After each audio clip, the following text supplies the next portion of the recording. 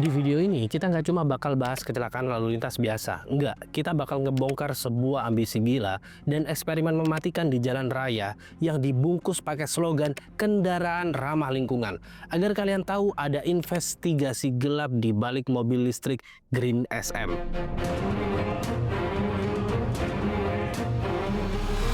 Sebelum kita ngomongin soal taksinya, kita itu wajib banget dan mutlak buat ngomongin siapa di balik dalang dari mobil ini. Nama perusahaannya adalah VinFast. Mereka ini bukan perusahaan kaleng-kaleng di negara asalnya, yaitu Vietnam. VinFast adalah anak kesayangan dari Vingroup. Dan buat kalian yang mungkin belum tahu, Vingroup itu ibarat rajanya Vietnam. Mereka adalah sebuah konglomerasi raksasa.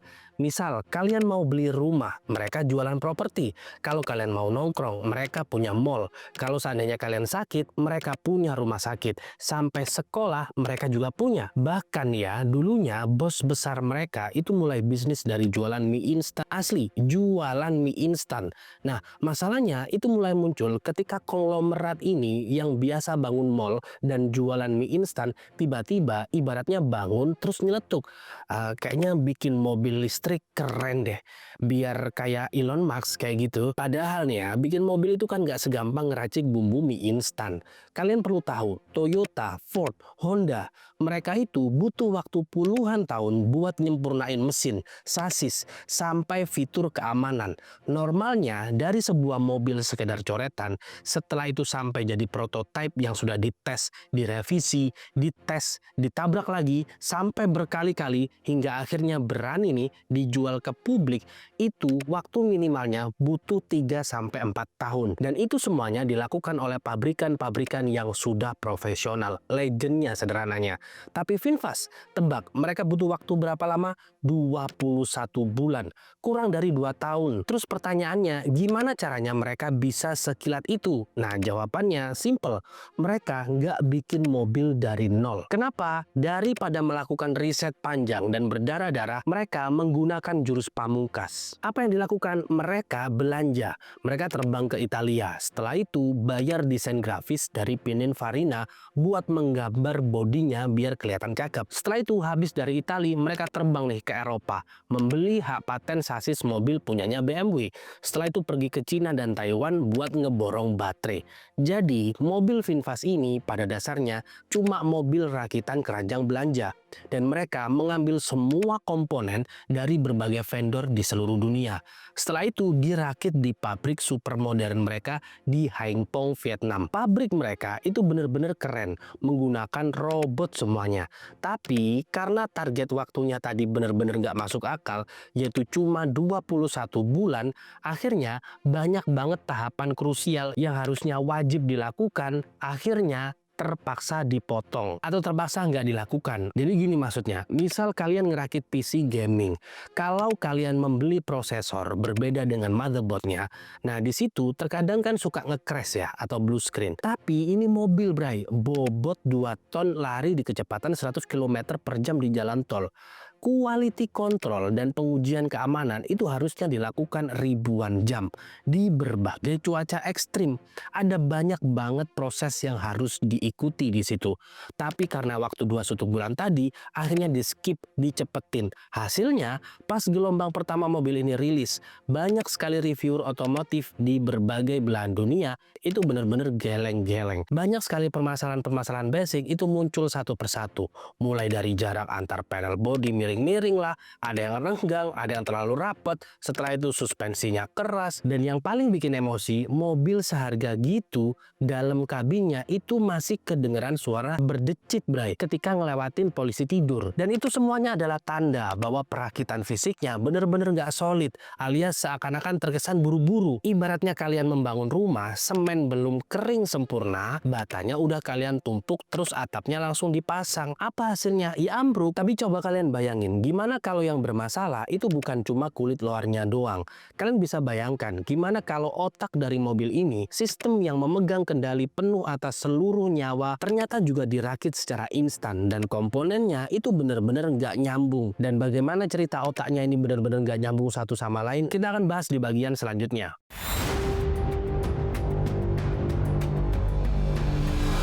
Di era modern seperti sekarang, mobil itu bukan cuma sekedar mesin, roda, dan bensin aja. Mobil listrik zaman sekarang itu bener-bener pinter banget dan semuanya diatur dengan namanya software. Mulai dari rem, gas, setir, lampu, sampai urusan sepele kayak bukaan pintu. Semuanya itu menyambung ke komputer mobil yang dinamakan ECU. Kalau kalian ingat fakta yang gua sebut tadi, VinFast ini ngerakit mobilnya pakai gaya keranjang belanja. Mulai dari desainnya dari Italia, sasisnya dari Eropa, baterainya dari Asia Timur, dan sensor listriknya dari vendor yang berbeda-beda juga. Akhirnya ada satu permasalahan fatal sekali saat membangun mobil model Frankenstein kayak gini. Permasalahannya adalah bagaimana caranya membuat semua komponen-komponen asing itu tadi ngobrol menggunakan satu bahasa yang sama. Dan permasalahan ini disebut dengan permasalahan integrasi sistem. Ibaratnya kalian mengumpulkan orang Jerman, orang Cina, orang Italia, sama orang Amerika di satu ruangan tertutup dan menyuruh mereka mengerjakan satu proyek rumit. Tapi kalian tidak memberikan penerjemah pada orang-orang tersebut. Apa jadinya? Akhirnya ada banyak sekali kekacauan di situ. Nah, disinilah permasalahannya. Fakta di lapangan, ada banyak sekali konsumen dari berbagai negara itu mempunyai pengalaman yang menarik-menarik dengan mobil ini karena adanya malfungsi. Ada yang lagi nyetir santai di jalan tol, tiba-tiba layar segede gaban di tengah dashboard itu ngeblank mati total. Padahal di mobil listrik, layar itu adalah sebuah nyawa. Mulai dari indikator baterai, speedometer, navigasi, semuanya itu terkumpul di layar itu. Dan kalian bisa bayangin, saat kalian lari 80 km per jam di tol, tiba-tiba informasinya semuanya mati. Itu kan bener-bener ngeri. Dan ternyata bukan cuma layar aja yang mati. Ada juga yang laporin kalau sensor kendaraan ini itu kayak sering halu, bray. Sensornya itu salah ngebaca situasi jalan. Jadi kalau mobil lagi di jalan mulus, di aspal kosong, tiba-tiba sistemnya itu ngerasa ada rintangan gaib di depan, mobilnya otomatis ngerem mendadak dengan tenaga penuh. Iya kalau seandainya jalanannya itu kosong. Kalau di belakangnya pas ada truk tronton gimana coba? Setelah itu ada juga permasalahan, ada yang nyalain AC ternyata malah wipernya ikut bergerak. Setelah itu ada yang membuka jendela, audionya malah ikut nyala. Tapi lebih gilanya, sama pihak perusahaan, mobil yang masih cacat software seperti ini itu dipaksa turun dari pabrik untuk dijual ke konsumen. Kenapa coba? Ya jelas, karena mereka butuh cepat balik modal. Tapi masyarakat di dunia nggak segampang itu untuk dibodohin. Akhirnya banyak sekali forum-forum otomotif memberikan review aslinya dan banyak sekali orang-orang dari berbagai negara itu nge-cancel pembelian dari produk ini. Akhirnya penjualan global mereka itu benar-benar menurun dan kalian bisa bayangin kalau seandainya kalian jadi bos perusahaan yang udah ngebakar duit triliunan tapi mobil kalian nggak laku. Mau kalian ngapain coba? Pusing kan? Nah, di titik inilah induk perusahaan mereka mengambil langkah yang benar-benar nekat.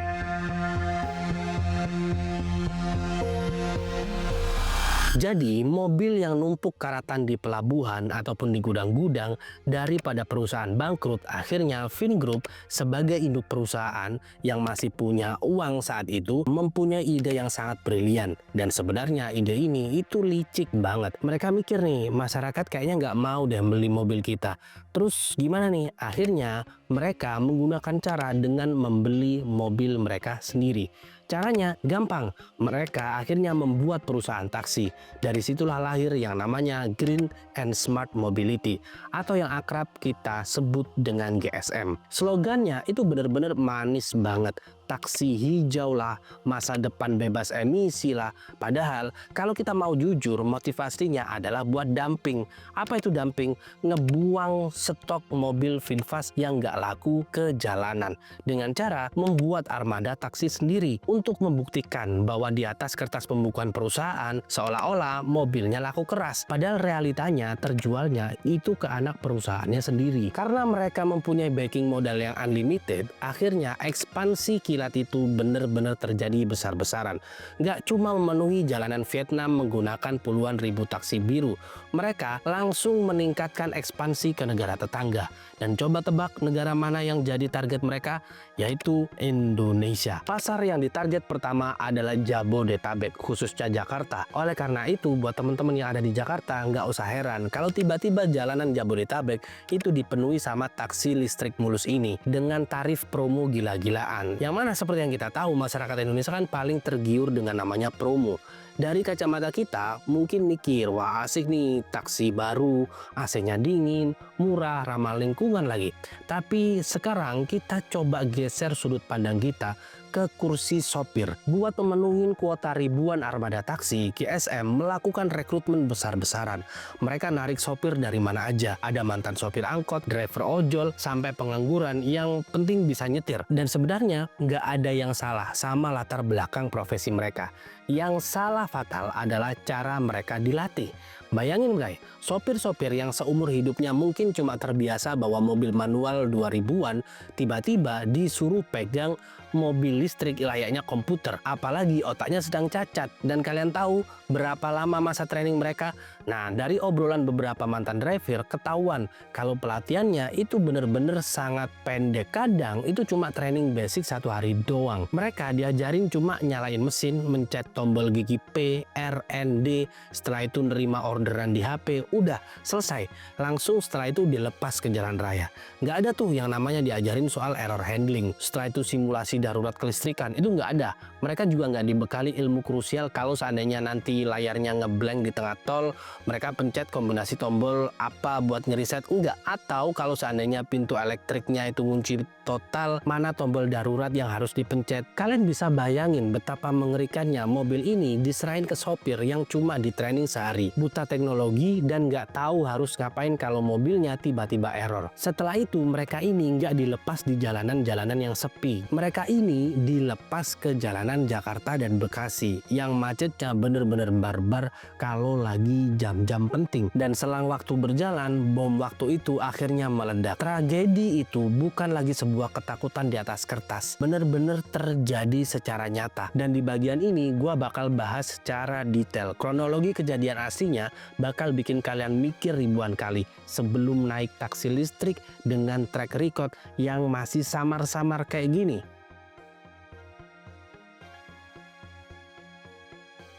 Jadi saat cuaca Bekasi lagi terik-teriknya, jalanan macet total dan ini semuanya adalah keadaan khas banget jam pulang kerja, ada satu taksi namanya Green SM yang lagi bawa 2 penumpang. Setelah itu mereka benar-benar pelan-pelan merayap di antrian kemacetan.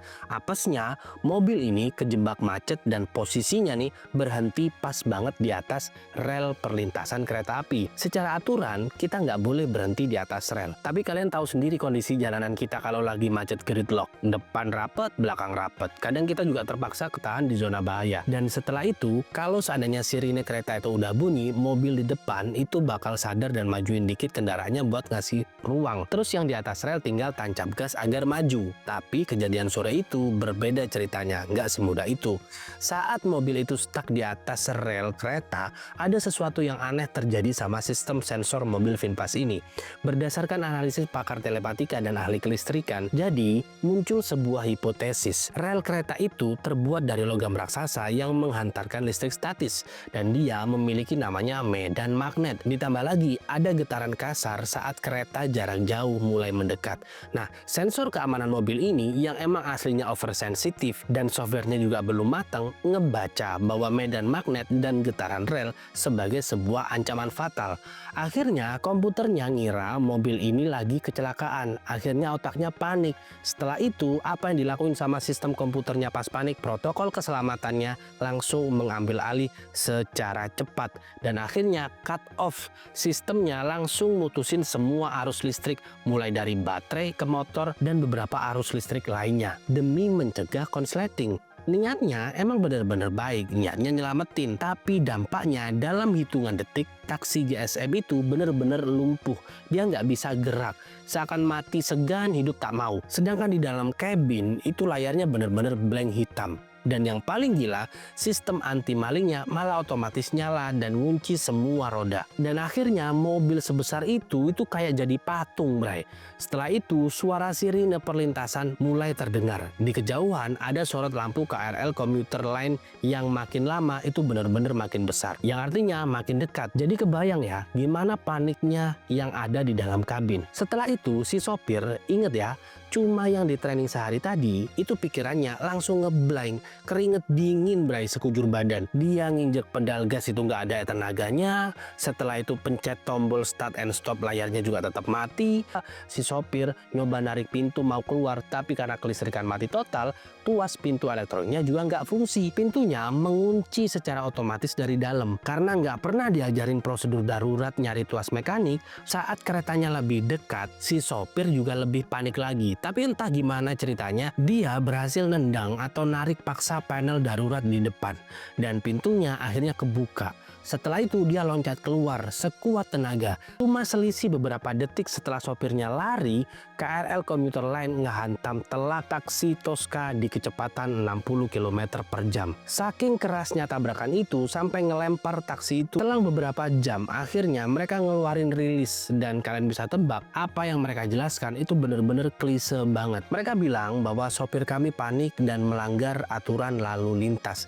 Gila banget, mereka itu cuci tangan untuk nyalahin sopirnya, bahkan secara nggak langsung nyalahin korbannya. Tapi misal nih ya, oke lah kita sebut aja sopirnya salah karena berhenti di atas rel.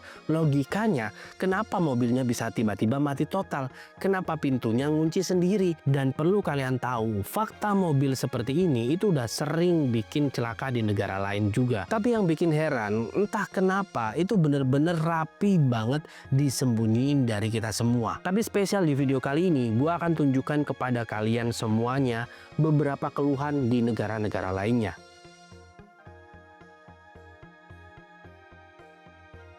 Jadi Bray, cacatnya mobil rakitan anak perusahaan Vingroup ini aslinya itu sebenarnya udah rahasia umum di beberapa otoritas keselamatan otomotif internasional. Buktinya, ada beberapa dokumen recall alias penarikan massal resmi yang nggak bisa mereka bantah. Salah satu contohnya yaitu di Amerika Serikat, negara yang standar keselamatan mobilnya salah satu paling kejam di dunia. Badan Keselamatan di sana atau NHTSA sampai turun langsung untuk narik ribuan unit VinFast ini yang baru banget mendarat di pelabuhan mereka. Masalahnya apa? Usut punya usut, yaitu software autopilot pembantu kemudi atau lane keep assist-nya itu bener-bener malfunction parah. Logikanya, fitur itu tugasnya adalah menjaga mobil biar tetap stabil di tengah jalur tol.